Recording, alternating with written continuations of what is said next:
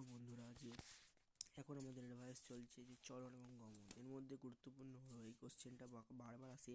কোনো কোশ্চেন পেপারে মানে টেস্ট পেপারে দেওয়া থাকে যে রসস্ফীতিজনিত চলন আর প্রকরণ চলন দুটো জিনিস এক। মনে রাখবে মাথায় যে রসস্ফীতিজনিত চলন যেটা, সেটাই হলো প্রকরণ চলন। যেমন সিসমোলাস্টিক পাতায় দেখা যায় কি, সিসমোলাস্টিক চলন দেখা যায় কোথায় না বনজারার উদ্ভিদে এবং হচ্ছে যে কিসের উদ্ভিদে না লজ্জাপতিতে। তো সেটা কী ধরনের চলন? প্রকরণ চলন একটা বা রসস্ফীতিজনিত চলন বলা যেতে পারে। দুটোই কিন্তু এক জিনিস।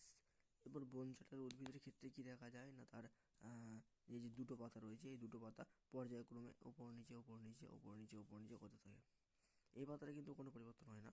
আর লজ্জাপতি গাছের ক্ষেত্রে কী হয় না, যখনই টাচ করা হয় তখনই এর পাতাগুলো নুয়ে পড়ে, রসস্ফীতি ঘটে। এই পাতার মধ্যে যে রসটা থাকে তার স্ফীতি ঘটে। আবার যখন রসটা চলে আসে তখন এই পাতাগুলো কিছুক্ষণ পরে আবার